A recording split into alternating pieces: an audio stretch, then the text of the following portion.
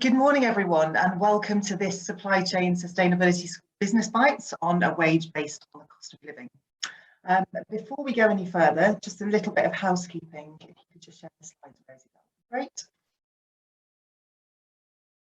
Sorry, I'm EJ Allen. I'm what they call sector manager for the construction and homes markets within the school. I'm also a consultant at Action Sustainability on the people issues. Okay, so a bit of housekeeping. So because of the size of attendees here, the number of attendees, we've taken the liberty of muting your microphone, so apologies for that, and we've turned off your cameras. So if you're struggling to get your camera to work, you won't be able to. There will be time for Q&A at the end of today's session. However, what we'd love it if you could do is, as we go through the presentations today, please do use the Q&A function, which you'll see at the bottom of your screen, and just use that to submit your questions.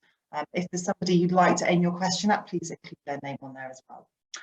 We're going to be having some interactive polls as we go through, so please keep your phones on, unusually, because we're going to be using something called Mentimeter. You don't need to download any apps or anything, it's really straightforward.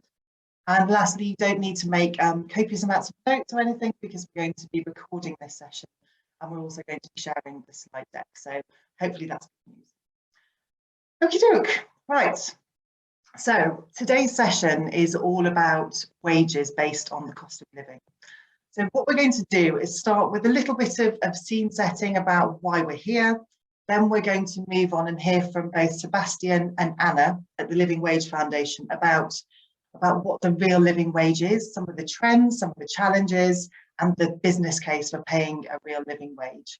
And we're also going to touch on the accreditation process as well. We're then going to move on to hear from Sarah at Willmott Dixon, one of our school partners. Sarah's going to talk about their approach to the real living wage and look at how it helps to address some of the many challenges faced by our sector. And then lastly, we're going to hear from Ian, who's director at Action Sustainability, who's going to be sharing that SME perspective, touching on things like apprenticeships as well.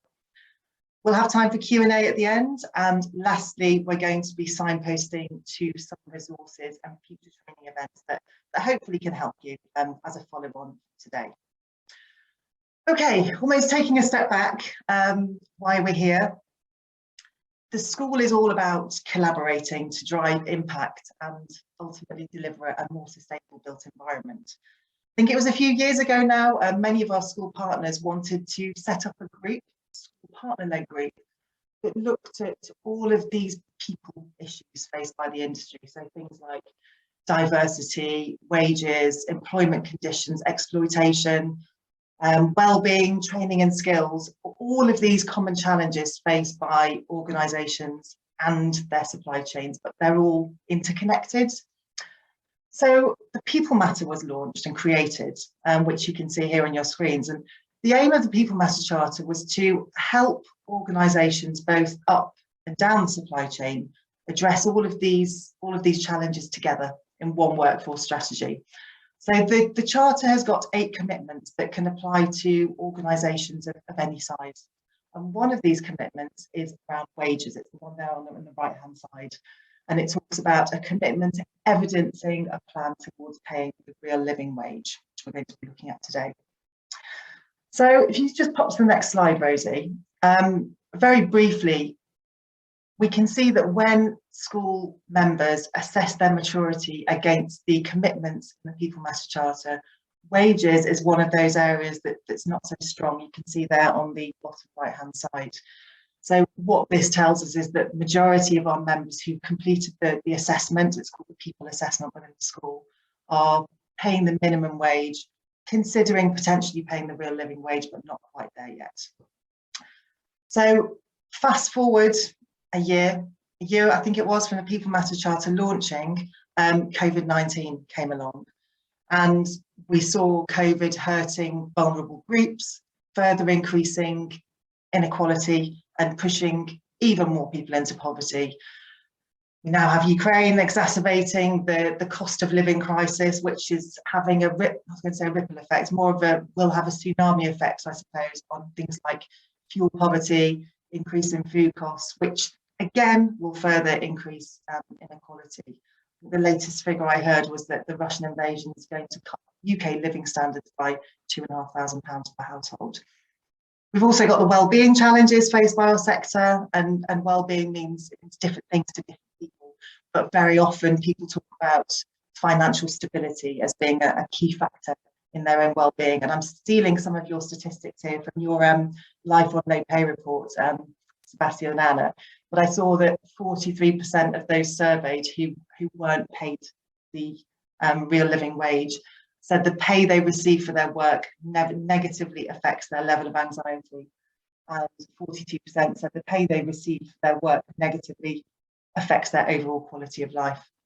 So bearing in mind those kind of challenges. And then we've got the skill shortage faced by the built environment, and employers need to invest in attracting and retaining future workers to meet the demands of today and into the future. So all of these things are things that a wage based on the cost of living is a huge role to play in helping to tackle some of these challenges.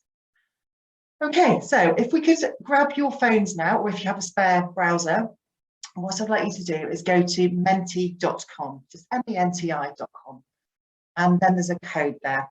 It's 69211560. Don't panic, we're going to change the screen now, but the code and the web address will still be visible. So if we could just go to the Menti, that would be great. Don't disconnect from the webinar as well. I know I've done that in the past, otherwise you won't be able to hear us. Okay, if you go to the Menti, and then you'll see the code, it's at the top of the screen.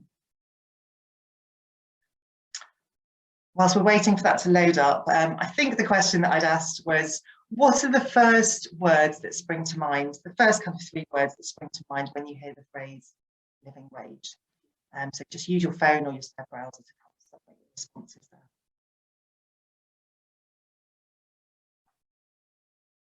Challenging, fair, inclusive. I'm guessing most of you are familiar with word clouds, but the more of you submit the same word, the bigger the word will appear. Why not law? Inclusive. High, yeah, the challenge, yeah. Fair seems to be the most common word so far. Ethical, yeah, absolutely. Challenge, I mean, I guess that's why we're all here today. That's difficult moving my head around here. Attractive, yes, thinking about that, retaining and attracting staff, and I'm sure we're going to be hearing more about that later on today, especially as we talk through the case studies as well. Affordability, better living standards, and so on. Fantastic, great, thank you. I think let's jump on to the next poll. And again, we're going to share the results of these with you after today as well. How familiar are you? How familiar are you with the real living wage? So we're signed up as a living wage employer or recognised service provider, right through to we don't really know much about it at all.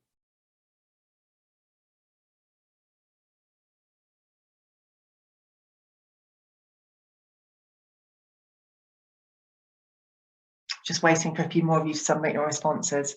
Okay, so I can see that 11 of you already signed up as a living wage employer or recognised service provider. And if you're wondering what that means, again, we'll be talking about that throughout the session today. And the rest of you are kind of across that level of maturity. So some of you know very little, others are starting to think about it, or in the process of starting to implement the real living wage. Okay, fantastic. And the last question is, why are you here today? Is it because potentially are clients starting to ask more about this? Are you looking to develop the business case, for example?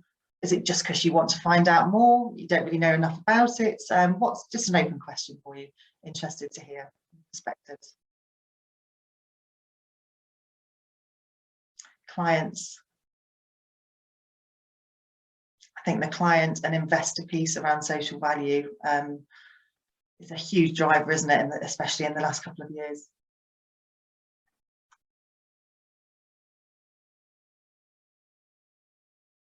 Understanding, clients, knowledge, information. Yes, there'll be plenty of that today. So you're in the right place. Reputation, investments to attract staff. Okay, confirmation confirming what you already think. Okay, brilliant. This is really helpful to understand as well, because we can draw on this as we go through the slides today. Okay, thank you very much. So I think it's time for me to hand over to Sebastian. So Sebastian, over to you. Thank you, EJ. Yes, let me just share my screen quickly. I hope everyone can now see that. Yeah, so it's actually really interesting to see those poll results, just to get an idea of sort of like why people are in the room and sort of what sort of understanding you're looking for. So I'd also like to thank the school for hosting this Business Bites on the real living wage. This really does come at an opportune time, I'd say. So as mentioned, yes, my name is Sebastian. I'm a program manager at the Living Wage Foundation and project manager for the recognized service provider accreditation, which my colleague Anna will be going into a bit more depth into later. So today we are discussing the real living wage in the UK and in Scotland in particular as well. But why are we actually here? Well, today in the UK, there are a number of challenges facing low wage earners. And as you can see, a few of them on the slide here. So around 4.8 million people currently earn below the real living wage, which equates to about 17% of all jobs in the UK. And as you can see here, women are disproportionately affected by low pay, as are racialized communities, both of whom are impacted heavily by low wages. Unemployment, of course, has a big effect on child poverty, but as we can see here as well, 2/3 of children in poverty actually have a parent in work. So it means that in-work poverty is also a major concern for, well, poverty generally. And of course, with inflation rising very quickly, as well as energy prices, wages will struggle to keep up going forward. In addition to these, of course, there is also Brexit and COVID, which has been mentioned, both causing lots of uncertainty around jobs and wages. And with COVID in particular, pushing lots of industries towards gig work, and also in some cases more zero-hour contracts, even though in the past we've sort of seen a decline in this figure. And in Scotland in particular, in Scotland in particular, we are also seeing that pre-COVID, there were already 1 million people in poverty, with around 24% of children currently in poverty as well. Now, at the Foundation, we'd like to believe that one obvious solution to all these challenges is paying higher wages to workers. But the movement for higher wages and these challenges isn't actually that new. So let me take you back to 2001, at a time where significant investment was being channeled into the East End of London, especially around the Canary Wharf area, where the area was seeing a great resurgence, all the while communities who needed it most were being left behind. Now, on the back of this disparity, in a community hall in Tower Hamlets, hundreds of low-paid workers, many of whom were working multiple jobs, gathered together to talk about earning a wage which would be enough to live on. Now, from this meeting and others like it, the Living Wage campaign was born, seeing many local employers begin to unofficially commit to paying a higher minimum wage to their staff. And in fact, many of these first employers to take this stance were in fact those same banks and financial institutions in the Canary Wharf area. Now, similarly, in 2007, the movement started to grow in Scotland as well, and that's when the Poverty Alliance began the campaign there as well. Now, following these humble beginnings, seeing dozens of employers unofficially commit to a living wage, in 2011, the Living Wage Foundation was formally set up to officially accredit organizations as living wage employers. Now, following this, in 2014, the secondary accreditation was formed, the Recognised Service Provider Accreditation, which targets specifically service providers. And as I say, Anna will give a bit more information about that as well a bit later. But in the same year, it's when the formal partnership was introduced between the Living Wage Foundation and Poverty Alliance in Scotland, which assures that all the work that we do going forward is completely aligned. Now, of course, I can't talk about the living wage without mentioning that in 2016, the Conservative government at the time rebranded the minimum wage into the national living wage, which doesn't exactly follow the real cost of living, which is why we now refer to our rate as the real living wage, just to make that distinction clear. So now fast forward to 2022, we have just celebrated last year the 20th anniversary of the Living Wage campaign. But of course, as mentioned previously, we now have Brexit and COVID affecting wages, as well as jobs generally, each putting more pressure on the rates and on low-paid workers. And of course, as EJ mentioned just before, we also have to think about the ongoing situation in Ukraine, further creating more uncertainty and challenges, particularly around energy prices, which are bound to increase uncertainty over the next year as well. So this all being said, when we look back over the last 20 years, together, the movement has put back over £1.6 billion into the pockets of low-paid workers, which is, quite a significant achievement. And this has affected over 300,000 workers who've benefited from this movement, and around 9,000 organisations as well who are now signed up as living wage employers, 2,400 of which are based in Scotland. And in fact, despite COVID and Brexit, a third of these accreditations have actually come in over the last 2 years, due in part, I suppose, to the key worker narrative, but also as some sectors are seeing higher demand for certain roles, this has also had sort of a positive impact on wages as well, which has encouraged more employers to sign up to the accreditations. And in fact, here are some examples of some of our employers nationally that you can see.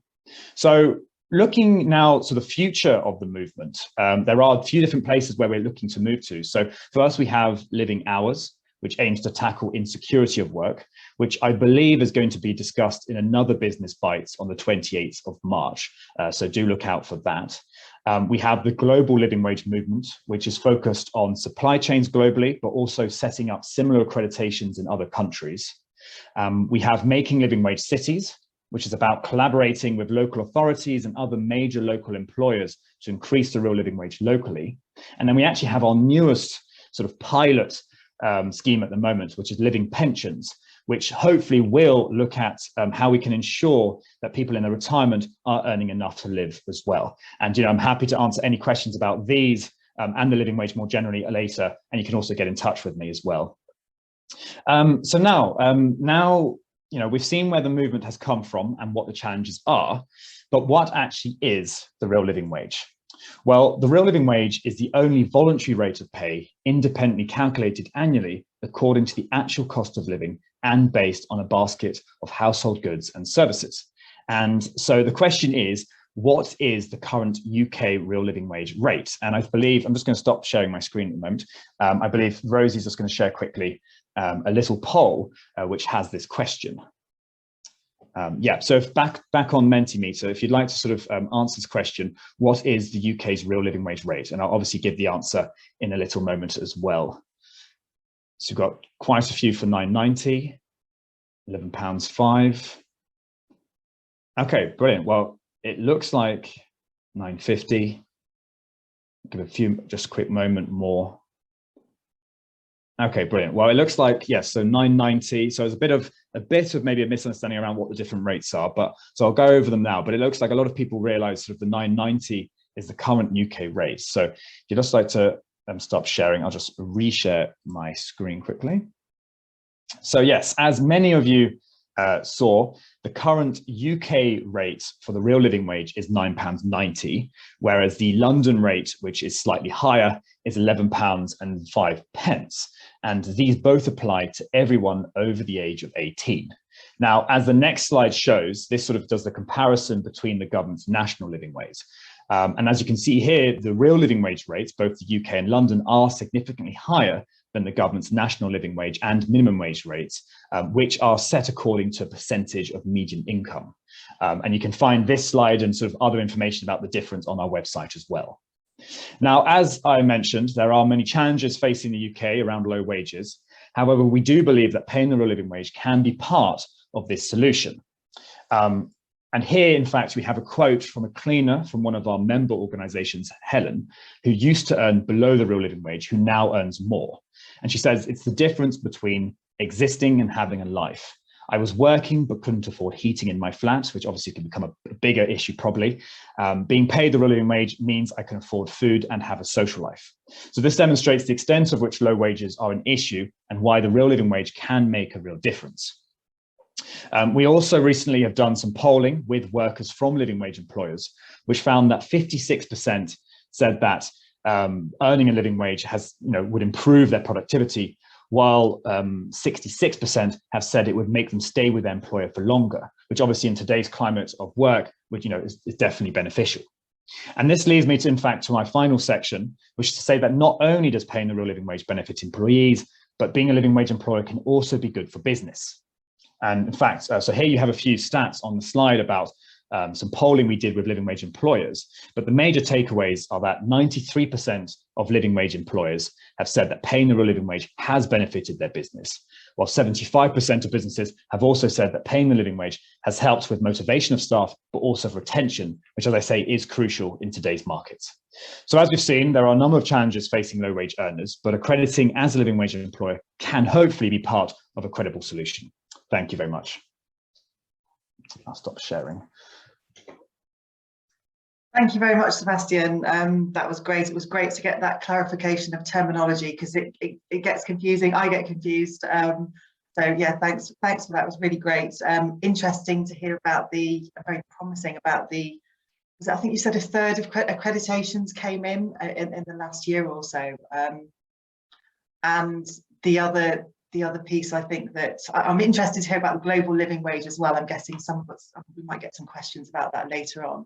But the phrase that sticks with me is that if you're working, you should be able to afford to have a life, and that's hard hitting, isn't it? So thank you very much for that, and thanks for the compelling, I suppose, business case. I'm sure we'll hear more about that as we go through today. So Anna, I'm going to hand over to you now. Anna's going to talk a bit more about the accreditation process side of things. Thanks, EJ. I'll get the hard bit out of the way first, which is sharing the screen, isn't it? Here we go. And can you see that just now? Yep, all good. Thanks, Sebastian. Thank you, EJ, first of all, for organising the event, and Supply Chain Sustainability School as well, for putting this together. I'm really delighted to be here on a Thursday morning. I'm really glad to see so many of you in the audience as well. That's really encouraging. My name is Anna. I am one of the accreditation officers at Living Wage Scotland, and I have a particular focus on the construction industry, and I lead on our campaign around that as well. I'm just going to touch on some of the more practical sides of living wage accreditation. Obviously, Sebastian has given a really helpful overview of the actual history of the movement and what the real living wage is, but I'm just going to touch on the practicalities of the requirements of living wage accreditation, as well as the process of becoming an accredited living wage employer as well. And at the end, we're going to talk a little bit about the recognised service provider scheme as well, for those of you who might be interested in finding out a bit more about that. So first of all, just a little overview of the requirements of becoming an accredited living wage employer. On the surface of it, they are fairly simple. So first of all, you must ensure that all of your directly employed members of staff aged 18 or over are paid at least a real living wage of £9.90 per hour. The second criteria is that accrediting employers must ensure that their subcontracted members of staff who regularly work for the business are paid the real living wage as well. Now, support from Living Wage Scotland and the Living Wage Foundation is available throughout the process. I would say if you are a business headquartered in Scotland, it's probably best to come to Living Wage Scotland or drop me a wee email. If you are based elsewhere in the UK, it's probably best to go to the Living Wage Foundation for some more advice. Now, who's actually in scope of living wage accreditation? As I already mentioned, the living wage should be paid to all of your directly employed staff aged 18 or over. We would also expect that you pay the real living wage to your subcontracted workers who work for you for more than 2 hours a week for 8 consecutive weeks in a year. So we're not talking about a plumber who's coming into your premises to fix a pipe once every 3 years. We're really talking about those employees who work for you on a regular basis and for at least 8 weeks consecutively in a year. Now, as an acknowledgement of the cost of training that goes into taking on apprenticeships, we do not require apprentices to be paid the real living wage. It's good practice, though, to ensure that you award pay rises throughout the apprenticeship for your apprentices. So in general, we don't expect you to pay the real living wage, but it's good to be fair when it comes to apprentices as well. In a case where the business cannot uplift subcontracted staff to the real living wage straight away at the point of accreditation, we do allow something called milestones into the living wage accreditation license as well. And this just means that you're implementing the real living wage to your subcontracted workers over time. So a milestone is really an agreement between the Living Wage Foundation and yourself to uplift those workers to the real living wage within an agreed timescale. And if you think that might be applicable to your business in particular, it might be good to get in touch with us to discuss that, and we can talk about what that milestone might look like for your business in particular. Now, just a few pointers about the process of accreditation itself, which is fairly simple. So the first step would be to pop an inquiry from the Living Wage Foundation's website or the Living Wage Scotland website to us. And at that point, we'll be able to send you over a license form to fill in. So that's your application form, and it is unique to your business. So please make sure you're not sharing that application form with other businesses. And once you've completed that license form and you submitted it to us, we'll check over that license form to make sure you're meeting the requirements of living wage accreditation. And once we're happy with everything, we will go ahead and process your accreditation for you. At that point, then you'll get access to our We Are a Living Wage Employer mark, which you can use on your website, your social media, your email footers, things like that. We will also be sending you over some merchandise and a living wage wall plaque that you can pop up on your premises to show that you're a living wage employer. You will also appear on the Living Wage Foundation's employer map so that people can see that you're a living wage employer. Now, it's good to note that there is a wee fee that goes with accreditation. So the fees start from just £60 per year for businesses that have less than 10 staff, and then it goes up from there depending on the sector and size of your business. So if you want to find out how much the fee would be for your particular business, please do get in touch and we can discuss that. And at this point, I will go ahead and stop sharing, and I believe Rosie has another wee question for you on Menti as well. So what we'd like to find out is, what are the challenges and barriers to paying the real living wage or becoming living wage accredited for your business in particular? And there's a couple of answers there already, which, finance, yeah, very fair. Circumstances can dictate ability to pay the real living wage. We know that it can be a longer process for some employers. Some are saying none. I guess maybe you are already an accredited living wage employer. Director buy-in, yeah, it's about making that case to your directors or your board. I think it's a big part of it, being able to frame it in a way that makes sense for the business as well as for your employees. Cultural barriers, the fee, that's, yep. Yeah, making the business case, I guess, is a big part of it. And I will try and explain some of the business benefits at the end of my presentation as well. Great.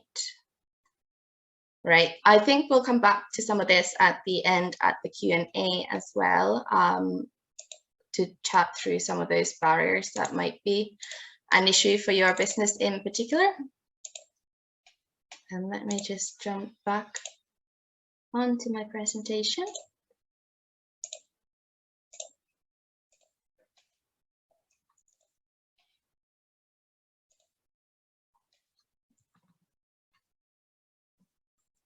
Right, as I promised, we're also going to chat a little bit about our recognised service provider scheme, which we run alongside our living wage accreditation. There are currently 178 recognised service providers across the UK, including some bigger employers like ISS, Compass Group, MITI. These might be employers that you are working with as well currently. And there are really two parts to the recognised service provider accreditation. So the first one is to do with employees that are not tied to client contracts currently. So that would be sort of your main office staff, for example. So for those employees, we'd expect them to be paid the real living wage if they are aged 18 or over. We would also expect you to have a plan in place to pay your subcontracted workers the real living wage. So for example, if you have a cleaner coming into your premises, your main office, then we'd expect the cleaner to be paid the real living wage as well. And the second main part is for employees that are not tied to client contracts.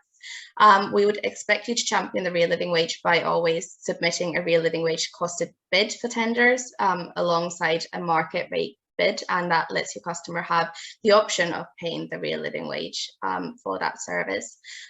Just like living wage accreditation, you would then get listed on our website as a recognised service provider, and you'd also get the right to use our recognised service provider logo as well. Now, there's lots of business benefits for becoming a recognised service provider, and I think most of these do also apply if you are an accredited living wage employer. So a study done with KPMG and ISS found that they've had better quality of service overall, better staff performance, better employee loyalty, fewer help desk complaints, lower absenteeism, less time spent on micromanagement, which is a big one, reduction in staff turnover, and increased staff productivity and motivation as well. So I guess these kind of business benefits are applicable to the living wage accreditation as well. Now, the full case study can be found on the Living Wage Foundation's website. So if you're interested in reading the full thing, please do head over to the Foundation's website to read it. It's quite interesting, really. And finally, I've just put my contact details here at the end of the presentation, so you have those handy. So you've got my email address and my phone number there, should you have any questions. And I've popped our social media handles there as well if you want to stay up to date with Living Wage Scotland news. Thanks very much, and I will hand back over to EJ. Okay, thanks, Anna. That was really great, really good to hear about some of those case studies as well. I'm sure we'll discuss this in more detail when we have the Q&A later on. But the whole piece around getting that director level buy-in and being able to articulate the kind of business case to those decision makers or HR or directors is interesting, and hopefully we'll hear a little bit about how organisations are potentially, how Willmott Dixon have done this in the past, and interested to hear Ian's view on that later on from an SME perspective, where Ian is the director, but I'd be interested to hear his view and advice on that. Okay, so moving on, I'm going to hand over now to Sarah at Willmott Dixon. So Sarah, over to you. Hi, good morning everyone. It's nice to see you. I can see we've got some comments in the chat already, so that's good, about some of the challenges that we face, particularly the commercial side. So I'm going to try and share some of the thinking we went through at Willmott Dixon when we were thinking of joining the real living wage. So first of all, I'm Sarah Fraser. I head up the Willmott Dixon Foundation, and the foundation is the umbrella for all of the social value community works that we do. And I had to work really closely with our supply chain teams and our HR teams when looking at the Real Living Wage Foundation. So it wasn't something that we could do on our own. I'm just going to tell you a little bit about us and the journey that we went on to sign up. Some of you might not know who Willmott Dixon are, so if we can go on to the next slide, thank you very much. We are a privately owned contractor. We are still owned, and our CEO is Rick Willmott, and really the values of the company really come from him. He's a major driver for the purpose, and ultimately it was him that said, yes, this is the right thing to do. And I can talk to you a lot about the good things that we do, and lots of people in the construction industry do great things with regards to social value and community works. But really what tests your mettle is when you have to make some tough decisions, some decisions that can hit your bottom line. And that's what we need to talk about when we're talking about the real living wage. So if we can go on to the next slide, please. Thank you. My slides are really boring. I'm sorry, they're really just a memory jolt for me.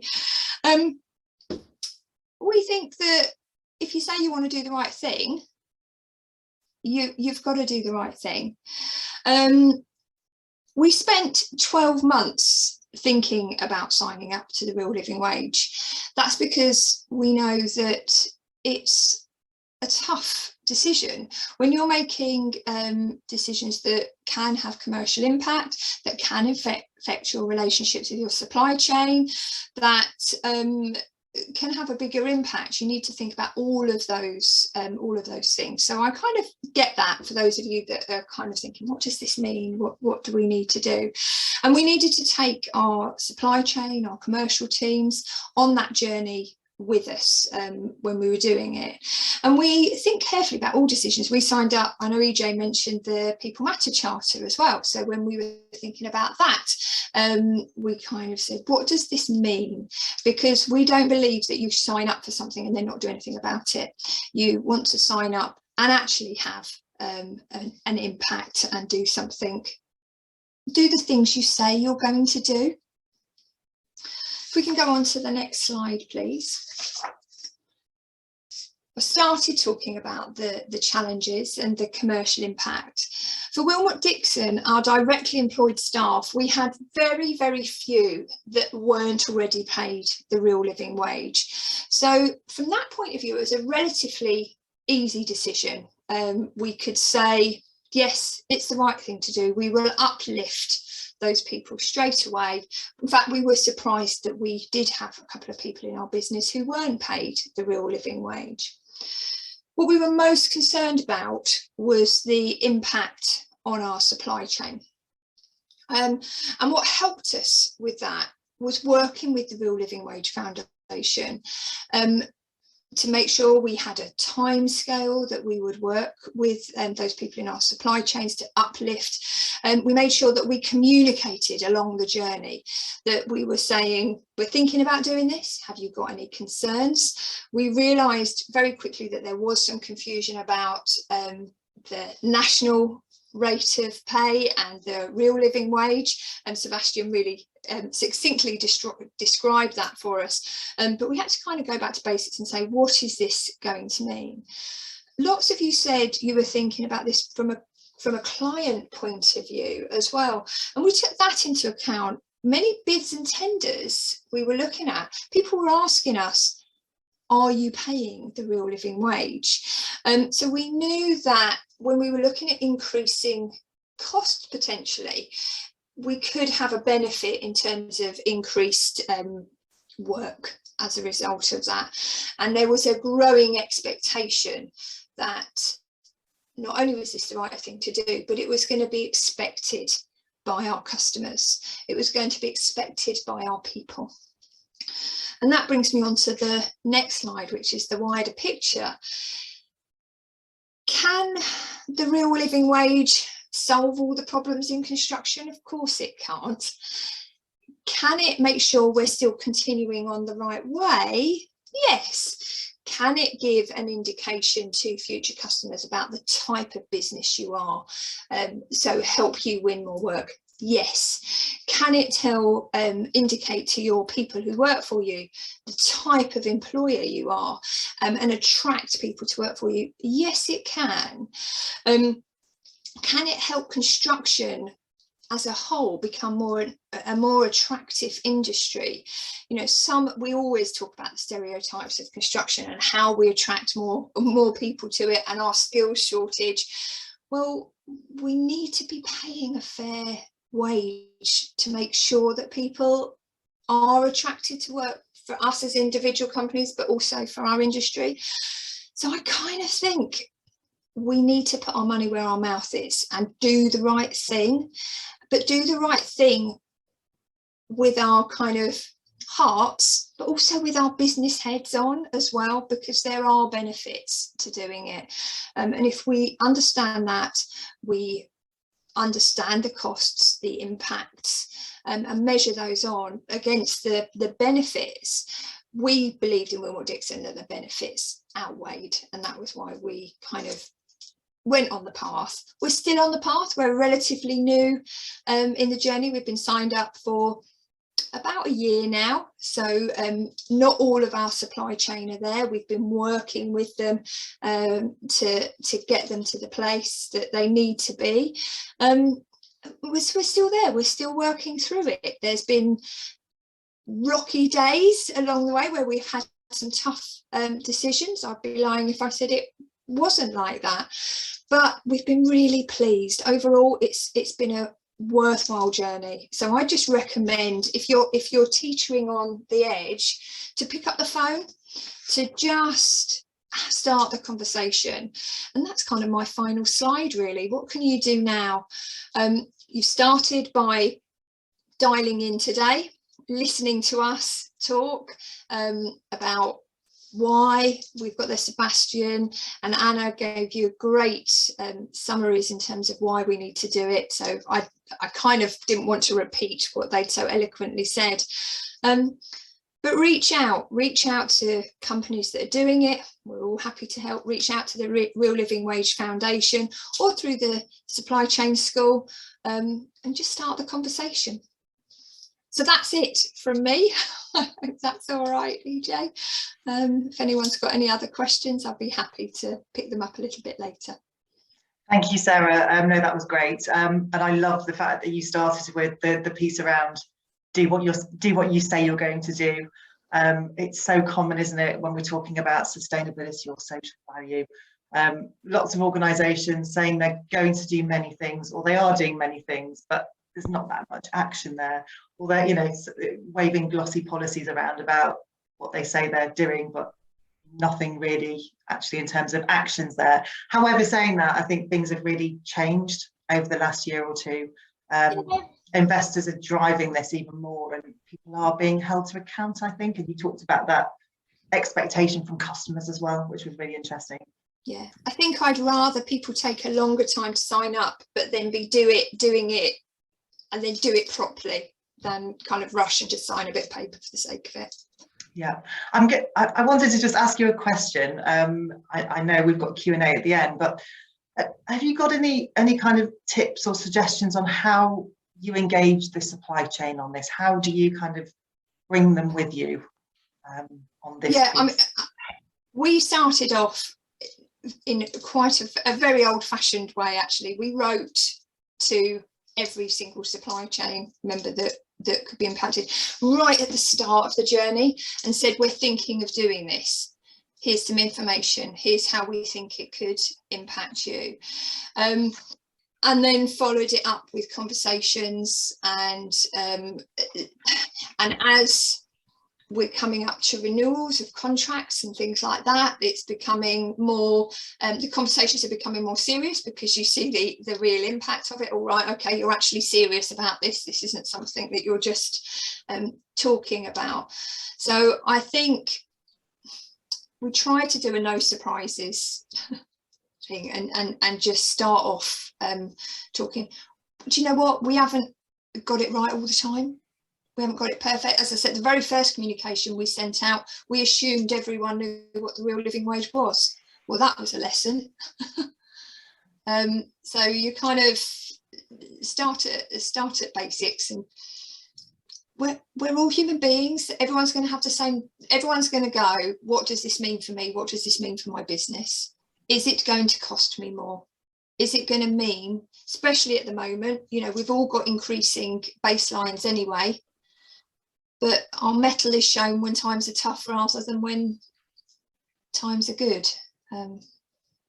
Yeah, no, thank you. And I guess there's that piece as well around it's the wider, it's the Willmott Dixon, it was the people like the contract managers, you know, it's bringing them up to speed on this as well, because they're the ones who are speaking to the suppliers on a regular basis. Oh yeah, and again, being really honest with you, I've had some quite tough conversations with our commercial team. How is this going to affect our bottom line? It might do. But it's being able to articulate that long-term business case, isn't it? That's yes. And I think Anna mentioned there's plenty of case studies and things like that exist. So we will be signposting you to these types of resources that will help you in terms of that compelling business case. Yeah. There's some questions that are coming in. I don't know whether we want to. If there are any that jump out that you'd like to look at, yeah, feel free to.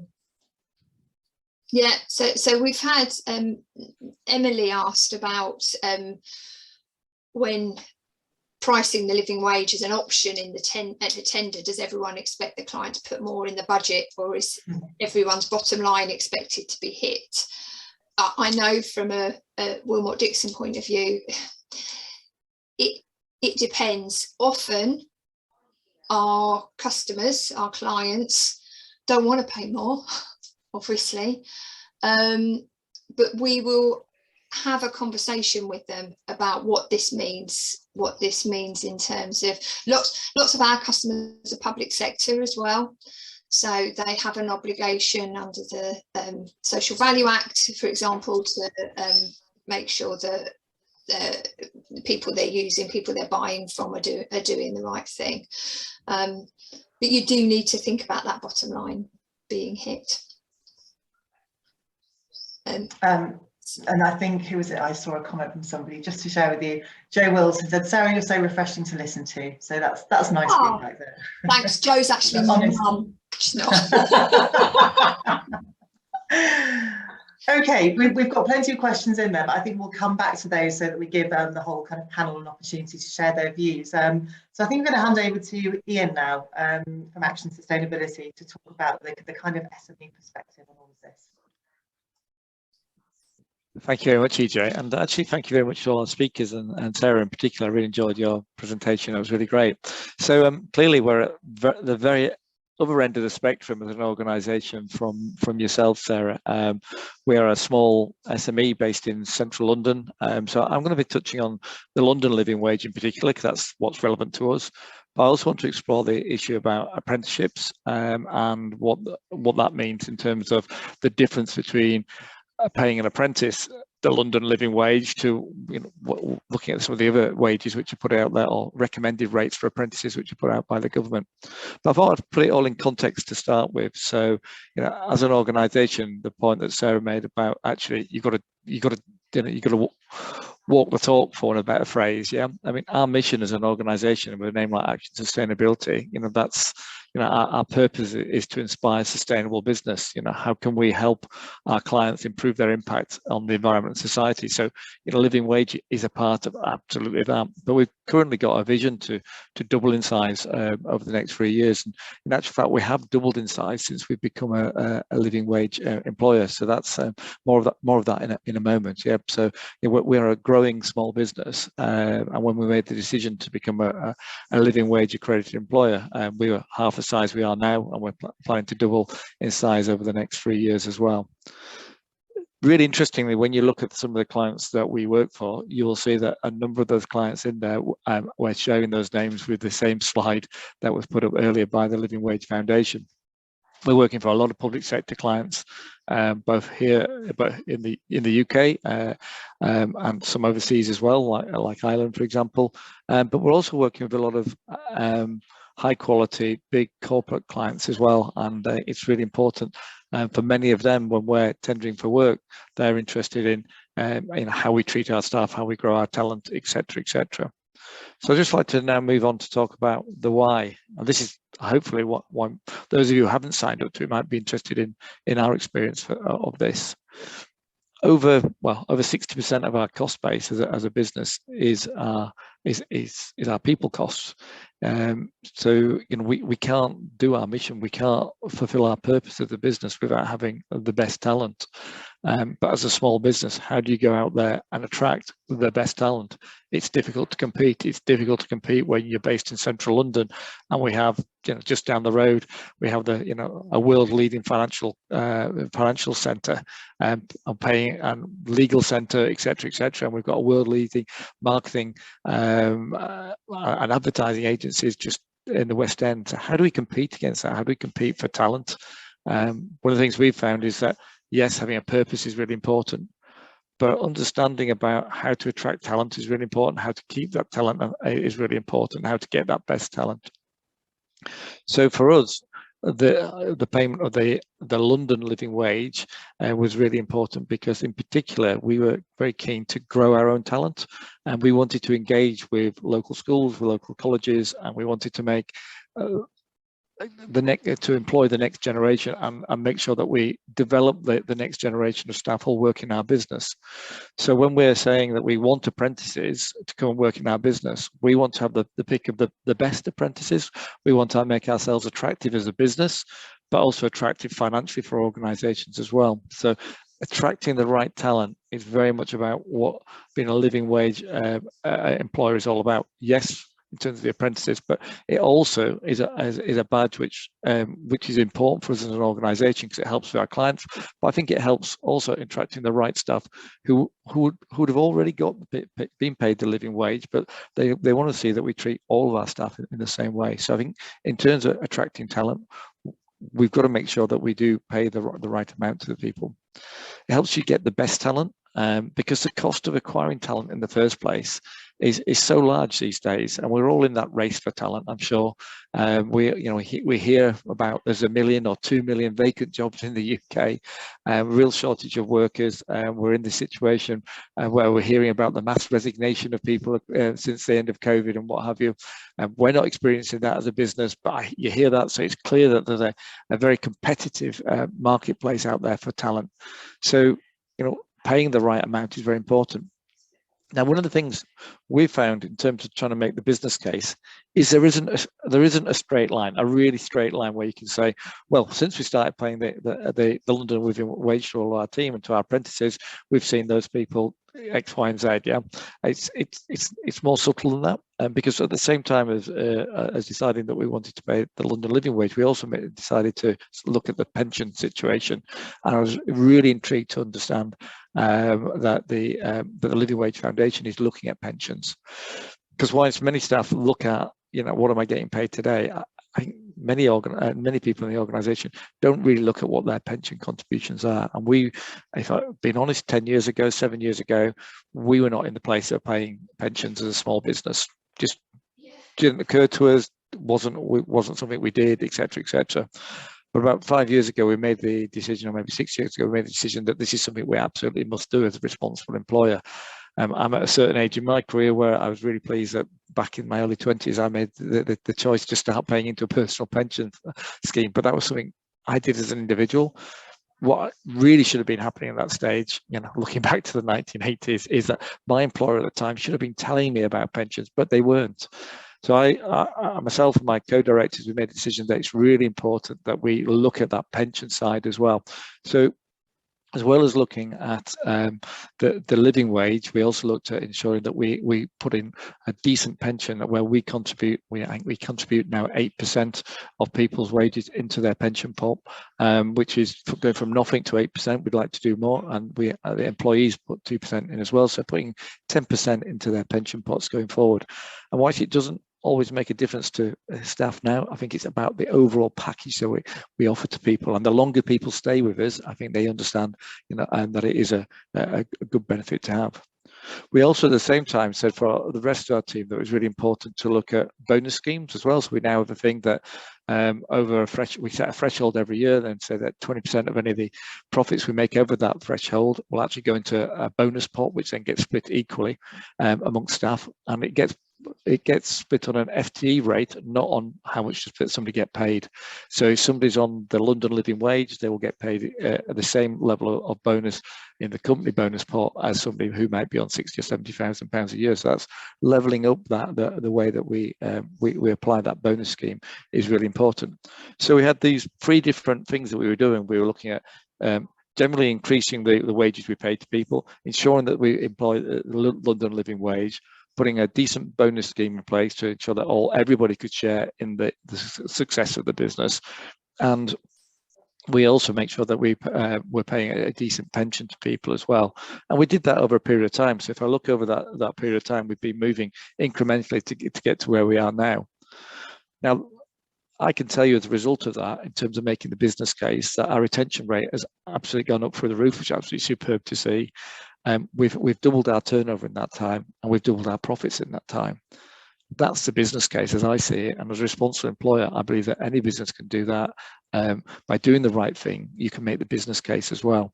But it's a little bit harder to go out there and find the evidence as a small employer to actually find that. But hear it from me, it worked for us. I know it's easy for us to do as an organisation. People will look and say, yeah, but you don't employ a load of cleaners, you don't employ a load of low wage people, and on the whole we don't. But if you just move on to the next slide, let's just talk about this about apprentices. If you look at an apprentice, if you look at the government recommended rate for an apprentice who are under 18, it's £4.30. We actually pay the London living wage to our apprentices, and we currently employ 30 people. We have one apprentice, just about to take on another apprentice. We'll have 2. So it doesn't cost us a huge amount in the overall scheme of things to actually pay that apprentice more. But when we were looking at this, and the apprentices got one day a week on day release, we pay for 5 days a week, even though that 1 day is week at college. We ensure that we pay the full London living wage. And we had a lot of thought about whether we should be doing this or not. And the thought which really struck home to us was that, well, apprentices, you don't know what their home situation is. Why should we be making assumptions about somebody who's 17 years old or 18 years old or 19 years old who might be struggling? Their parents might be struggling. Their parents might not be employed. They may or may not be. They might not be living at home with their parents. We need to make sure that that actually everybody gets the London living wage. I think that's really important. And for me, one of the big differences in the Living Wage Foundation's rates and the national living wage is that treatment around apprentices and the regional application of a wage as well. So I think that for me, getting the best apprentices is really important, because then you can grow that talent within your business as you go forward. And I really believe in growing that young talent within businesses, and they will stay longer with you. They'll appreciate if you treat them fairly, they will stay with you as well. And if you've got that retention, you can grow a business on the back of that. So as an SME, you can't grow an SME if you're losing half of your staff every year. You cannot do that, because you're always spending time trying to recruit and retain your staff, and it just doesn't work. You need to, as an SME, having a stable workforce is absolutely essential. And as you look to scale your business, you need those people who work with you at the beginning to be there to enable you to grow, to become your next generation of managers, etc., etc. So it all, paying your staff fairly is really, really important, and that starts with, in our case, the London living wage. Now, there are some challenges we have as a business. I mean, one of the things that we have as a living wage accredited employer is how do we advocate to our supply chain? Because as a small business, we lack that, let's call it the procurement leverage. Just because we go along to a potential supplier and say, you should be paying the living wage, they say, Ian, you only spend this much with us. It represents less than 1% of our turnover, or whatever it might be. So we don't have that leverage, but we can make decisions. So one of the things we do, I suppose our 2 biggest cost centres, one is our serviced offices. We're always speaking to our landlord about ensuring that the cleaners and security staff are paid a decent living wage. We're also, when we look, we also by conference venues and the like. And when we're looking for those conference venues, we go for a sustainable procurement process where on our balanced scorecard, we're asking the questions around the catering staff to ensure that we're not going to a venue where it might not just be that they're not getting paid the right amount of money, but they might be using, who knows, modern slavery might be in those supply chains and whatever, because we, having worked in the catering industry before, quite often got agency workers working there, and again, striking a chord with me was that living hours that the foundation talked about. In the catering world, you're very much kind of came before the gig economy. Your hours very much dependent upon, particularly if you work in the conference world. Did the conference venue have a big wedding on that week if you got employment? So ensuring those conference venues are giving the living hours and living wage to people is really important. But the struggle we do have is, how do we make sure that those suppliers are actually paying that? And we can do that through making decisions. And okay, we've got to use a balanced scorecard, because we're trying to also balance up finding a venue where people will use public transport to reduce their carbon emissions and all those types of issues.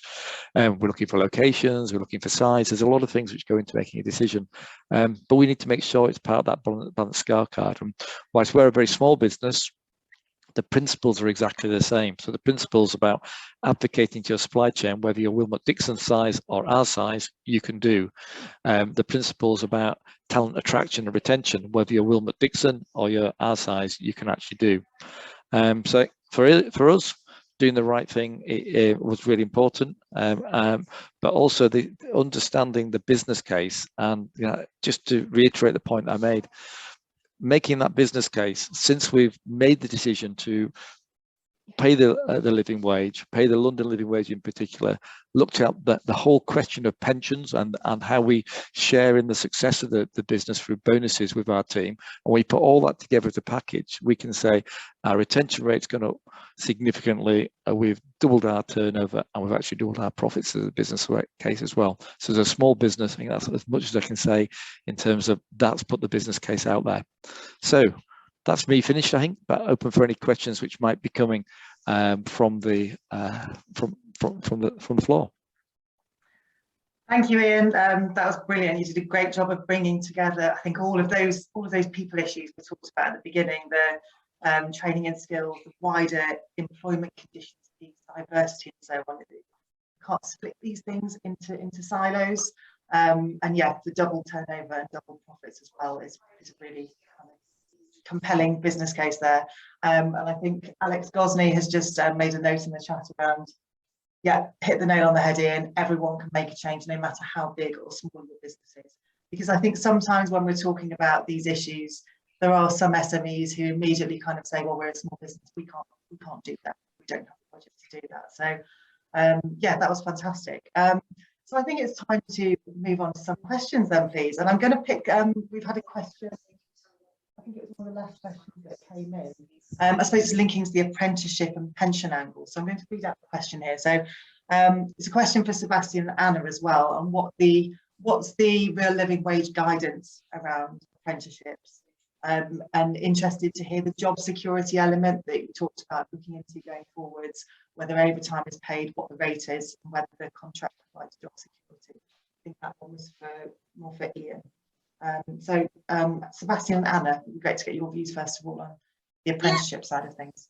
That's fine. So like I mentioned, apprentices are not required to be paid the real living wage, although we do obviously encourage you to do that if you're able to. There's nothing stopping employers from paying their apprentices the real living wage should they wish to do so. But really our policy is based on the fact that apprentices do go through a lot of training while they are at work. So that's why we do not require that to be paid at the real living wage. But obviously if you're an employer who is in a position to do that, why not do it? And then we do encourage you to up the rate of pay for your apprentices as the apprenticeship goes on. I guess the other question was around that security of work, and I'm guessing that's related to the Living Hours initiative that has just launched. So if you're interested in finding out a bit more about that, there's lots of information on our website about living hours. There's a few requirements around guaranteeing hours for your workers, and a decent notice of shifts as well. So I guess that's around that. What was the other bit of that question? I think the other bit was more for Ian. Hopefully I'm interpreting that right. It's around interest in the job security element, and you talked about many of those issues, things like overtime, and what's your view on that? We don't pay overtime actually.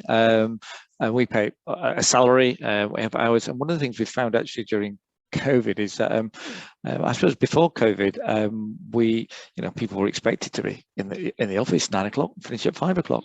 Strange world that we live in. And yeah, remember back to those days. Nowadays, though, we've just introduced a hybrid working policy, and to go alongside a flexible working policy. A flexible working policy was always in there, so people could request flexible working, etc. But the hybrid is, in effect, empowering our staff to say, when you work and where you work is down to you, because for the last 2 years we've been in a situation where they could work at home. We've trusted them to work at home, whether they start at 8 in the morning or 10 in the morning or whatever. We look at now about the outputs of their work, not the hours that are there, and that's really interesting. But there is something that needs to go along with that as a responsible employer.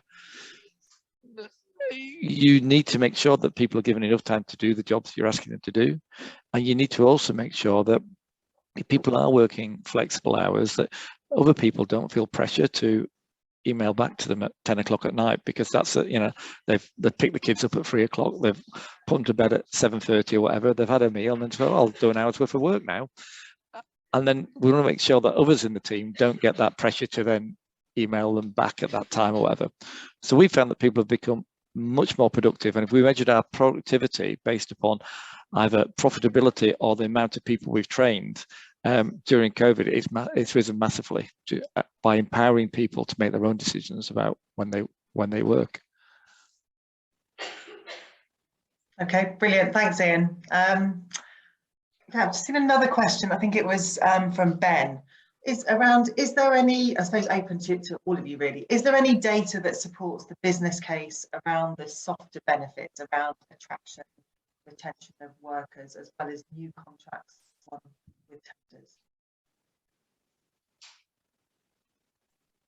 I'm quite happy to answer that, I suppose.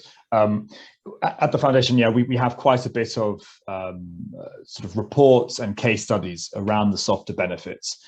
So, either I'd say either get in touch with myself or Anna, that we can sort of, if you have precise questions around certain sectors, we might be able to send you that information. But otherwise, do have a look at the Living Wage Foundation website.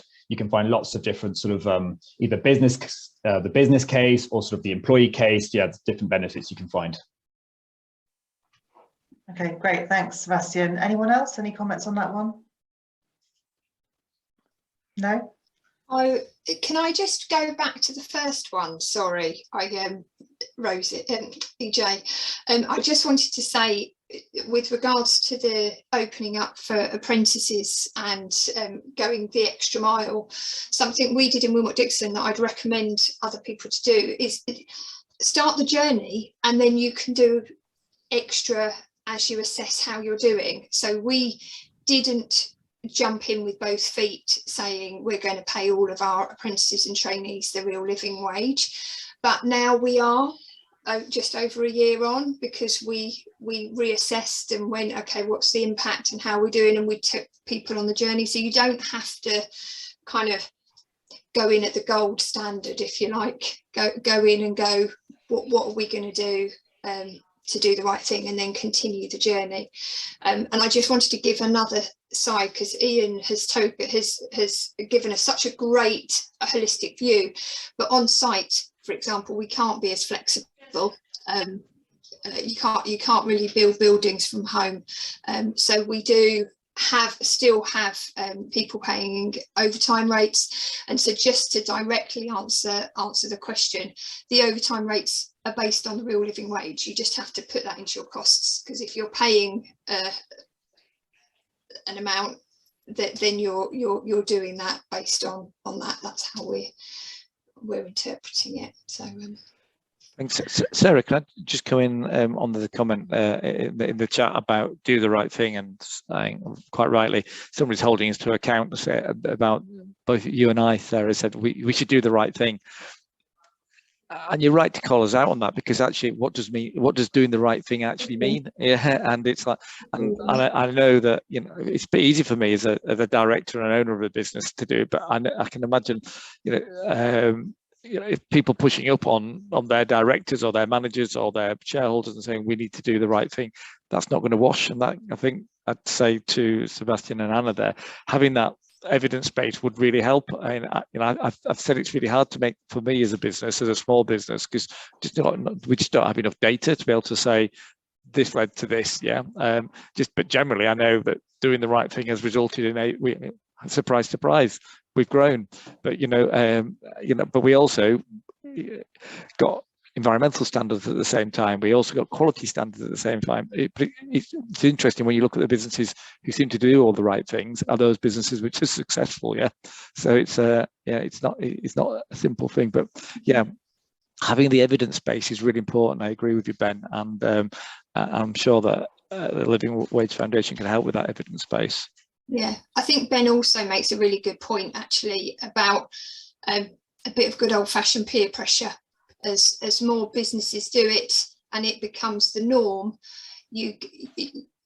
as a business and an individual, you become it's right to become a bit embarrassed and go, well, why aren't we? if everyone else is. And that was kind of my point as well. When we're putting in our bids and tenders, we can tick that box. And when I took it to the board, that was one of the things I said, as well as this is the right thing to do. At the moment we can't tick that box.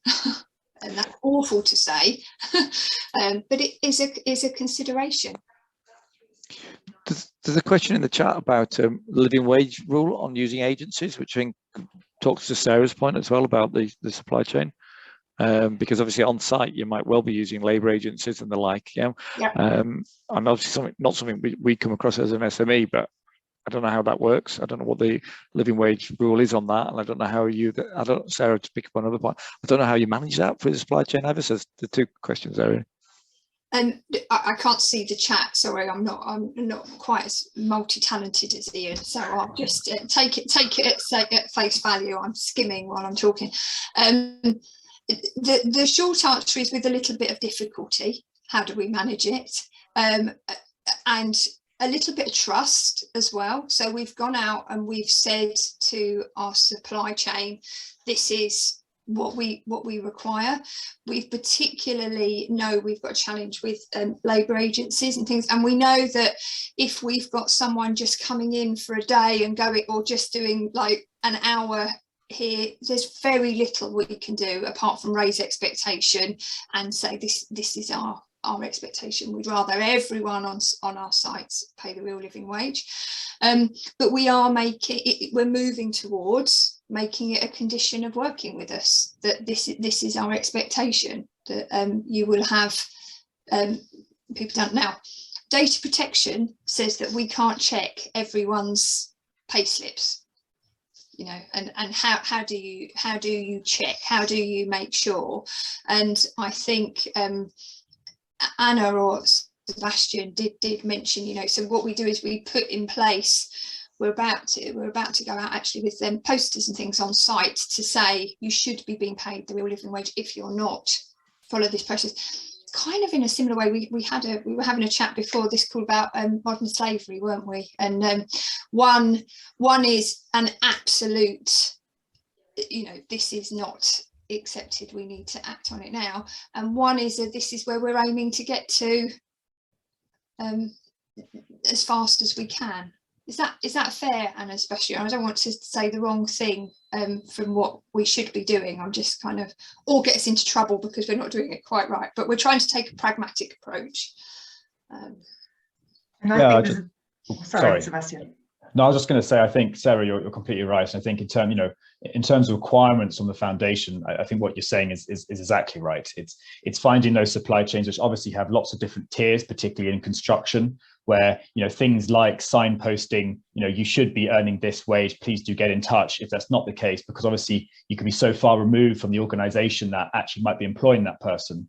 What I would say is that if it's an agency in an office, which obviously a bit different, so like, you know, if you've got temporary staff or temping agencies, in those situations, we'd hope it be a simpler process. And yes, we do require them to be paid the real living wage. And so, you know, so I think obviously, yeah, big differences between temporary staff on a construction site compared to an office, maybe behind a help desk. But yes, similar principle does apply. Yeah. I think there's another level of complexity as well. I read a report, I think it was Achilles had done a piece on ethical employment trends. And I couldn't believe the statistic, that I've got it in front of me, so I'm going to read it. It was that 70%, I think they interviewed over 1,000 workers, and 17% of workers interviewed had received some form of deduction to their pay, which in some cases was as much as 25% of their weekly wages, which took them below national minimum wage, which is, you know, is that on paper, it looks as though what you're doing is you're paying a certain wage, but it's that question I think we need to start to get better at asking is, how do we know that, okay, we're paying a living wage or national wage, how do we know that that's actually gone through to the workers? Yeah, just quite a scary statistic. And it's the same with, you mentioned on the modern slavery piece, there's an estimated 100,000 victims of modern slavery in the UK. So people who are forced to work, there's no choice, and very often not paid. But many of the exploiters are becoming so smart, and they, you know, it looks on paper as though you're paying a living wage, but, you know, who's managing those bank accounts, who's got access to the money, and very often none of the money is actually being paid to the worker. So it's another challenge in this wider kind of puzzle. And EJ, I wonder if yes. I could just ask you a question of the rest of the panelists. Just a couple of things. First of all, I'd say, in terms of the Living Wage Foundation, I think, you know, big round of applause to what you've done over 20 years, because you've moved government policy, and I can imagine you touched on 2016 and the confusion which came into the marketplace about the national living wage and real living wage, but actually take it as a compliment. You know, you've actually moved government policy, which is actually incredible. And I think it's not only did you move government policy there as well, you moved government policy in terms of the rising of tax thresholds, which is a significant thing, and we seem to forget, you know, which lifted a lot of people out of paying tax, so they take it on pay, which I think was interesting. So, you know, big pat on the back. But question for you is, now with the wage inflation we are seeing, because we've had a closing together of the UK living wage and the real living and the national living wage, and I think they've got up to 950 when you're at 990. Are we going to see kind of they're lagging, and you're going to be pushing up at 8% or 10% next year or whatever it might be? You probably don't want, you might not want to until the economists have worked it out, but it's just interesting as an issue that. Oh, Anna, would you like to go? No, it's you fine. Go. Okay. Yeah. So sorry. So Ian, yeah, I think yes. So obviously, you know, the rates conversion has been something on our minds for quite a while at the foundation. Probably even since the last election, where, you know, if Labour had won and they would have brought in their £10 minimum wage, that would have, you know, completely changed everything. So we've been thinking about it for quite some time now. I think the main thing that we try to consider is that we're very much an organisation that looks to act now, I suppose. And as much as, yes, the rates are converging, and it looks like, you know, potentially in a few years' time, they could be the same, we still want to make sure that we are improving people's lives now and working with organisations. So that's the first thing I'd say, is that, you know, we're definitely not going to stop working and trying to improve. But I would also say that looking at the rates of inflation, as you mentioned, increasing so much, so we're not the we don't ourselves calculate the rate. It's actually done by an organisation called the Resolution Foundation, and we sort of oversee that calculation. Okay. But the rate calculation, it didn't actually comprise for this coming year the significant increase of inflation. It's sort of done sort of like a calculation sort of a bit in arrears. So I think going forward for next year, there could be a significant change in it. There is a cap. I can't quite recall how much we cap it at in terms of how much it could go up, but obviously there is a cap, and that's introduced to ensure that, you know, it's not, the rate increase isn't so large that no employer could pay it, could afford it. But yeah, so there will probably be a higher change going forward. But yeah, with so many different things affecting the rates at the moment, it's difficult to very much say what it will be. But yeah, and you know, and subsequently, because of this rate conversion, if it did happen again, this is why we are looking to, you know, new projects like living pensions and living hours, because we recognise that wages, as much as it is the foundation, the bedrock of the work we do, there's more to go. You know, if you're working 16 hours a week on the real living wage, it might not be enough. So, you know, so there's plenty of other work to be done as well. Yeah. That picks up quite nicely on, there was a question in the chat.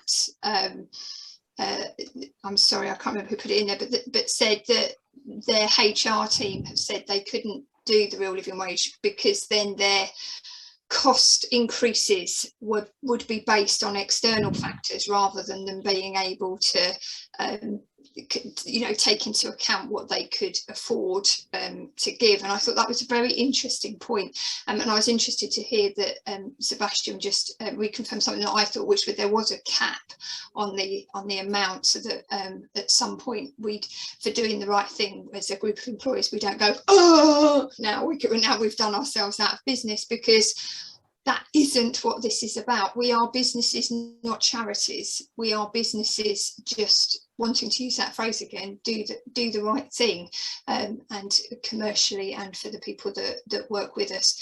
I will watch eagerly to see what the rate is next year, because my gut tells me that we've all got significant increases to our cost of living this year coming up.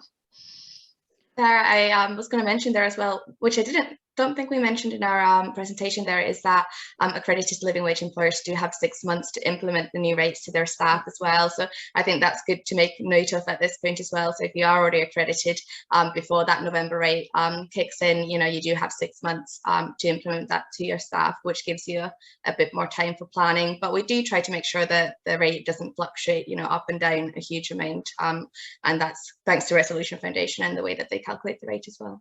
Yeah, and I this might not be the right thing to say, but you've probably gathered that I don't always say the right thing to say. But it's not a prison. Do you know, like we're all in it, and we're all in it for the long term. But if something changes in your business, do you know, or there's a different strategic decision, no one's going to cut your arms off and say, sorry, you said you were in, you can't leave. And it would be a shame, and that would send all sorts of negative messages, I think. But that's the other side of it as well. Sorry, EJ.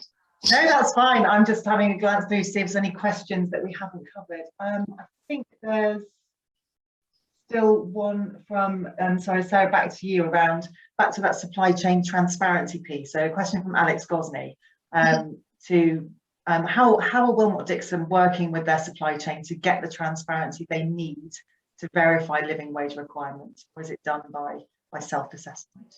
Yeah, I think I kind of touched on this, and I was interested to see Ben's response underneath that, actually, about that. I'd be interested in picking up with him afterwards, because I think he's got it more sorted than we have at the moment. We're just at the start of that journey in that we're talking to supply chain members, we're asking them, it isn't an audit process at the moment. We've kind of made that decision that that's not fair and untenable, but we're asking our supply chain to commit in their commercial, their legal documents with us that they are signing up. So when we come to renegotiating contracts and things like that, it is in there as we're signing up as something we do. That's okay. Kind of Middle House with the things on site that say, let us know if this isn't happening, as a safety net. Okay, thanks, Sarah. And there's a comment from Emily who said, as Willmott Dixon's a privately owned company, doesn't have to answer to shareholders, so maybe PLCs have a harder time convincing shareholders, sadly.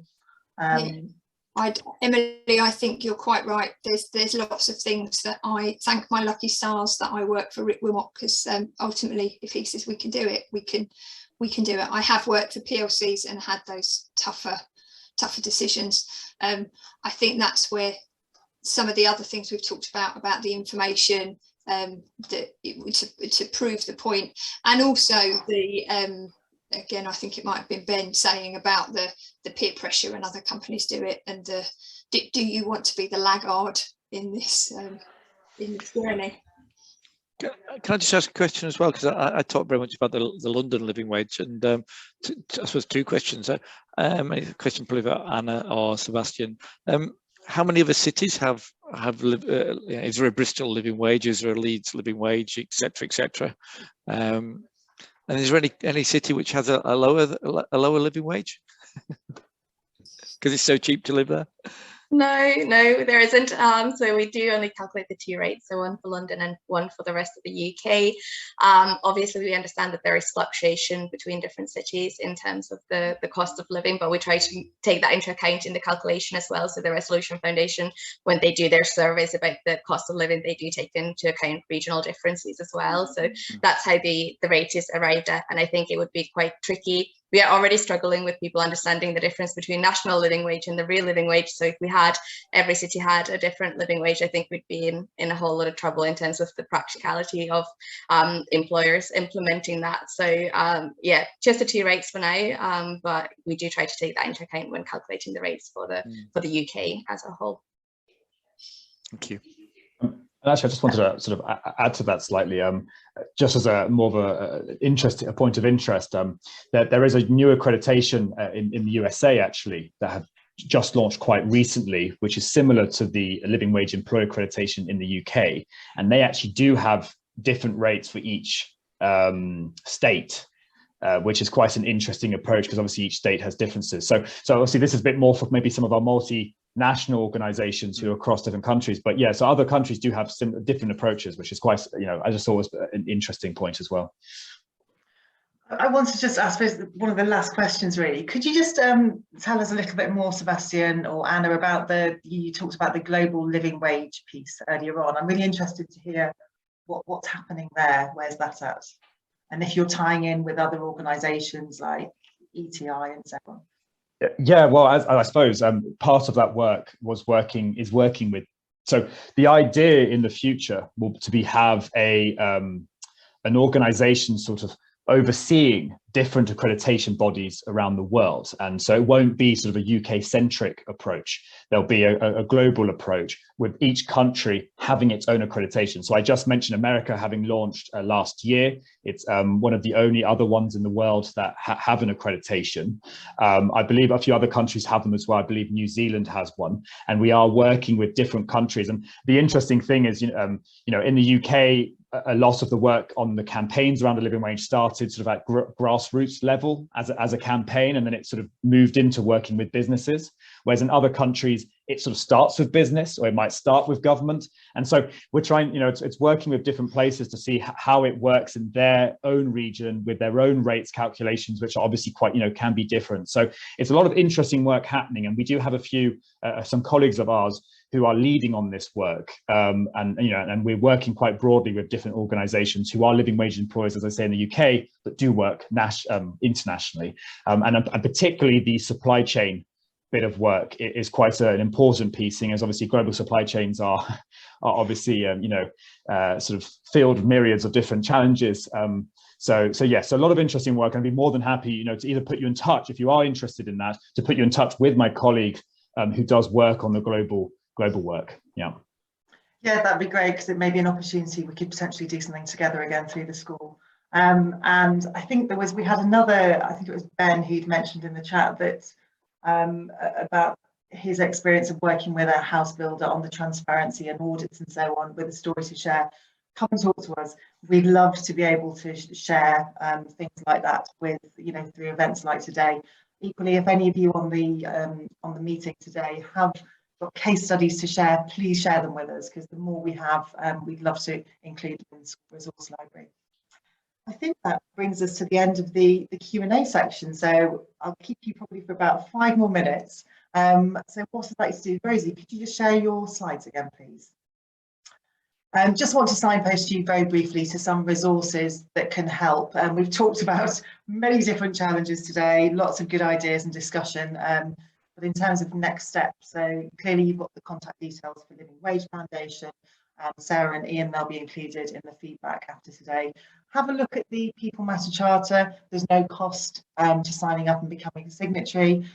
More interestingly, maybe before if you're considering the People Matter Charter, complete the people assessment within the school, and it asks you questions about your organisation's level of maturity on these 8 different areas. So it'll be interesting to get you thinking about your organisation, thinking about all of these challenges together, and you can also benchmark where you're at compared to others within the school. And then moving on to thinking about specific resources that sit within the school. There's plenty of things, plenty of virtual learning, lunch and learns, business bites and so on. I've just included a handful of some of those that link to the people side of things. The apprenticeships business bites, that's on the 28th of March, working with CITB, and we've got case studies in there again from larger organisations and SMEs. There's the one, I think we'd mentioned living hours that we're working again with Living Wage Foundation on. I think that's the 28th of March. It's not on here, but we'll share it with you. Work-life balance, social value, modern slavery, plenty of learning on virtual sessions coming up. Go to the next session. And then these are just some examples of resources that may help from today. So we've got some video testimonies from living wage employees. We've got the ethical employment trends report I mentioned earlier on, the Achilles one, some really interesting statistics in there. The real living wage map, that's a great resource to be able to kind of find organisations in the UK that do pay the real living wage. You've got the report on the Living Wage Foundation, Life on Low Pay. Remember at the beginning there was that statistic around levels of anxiety and quality of life and well-being. linking to wages. So lots of stats in there. And then you've got a piece for investors. And, oh, sorry, just go back a moment, Rosie. Yeah, and then the piece there, ethical trade initiative guidance, that's looking more at that kind of international supply chains. So that's just a sample of some of the resources we've got.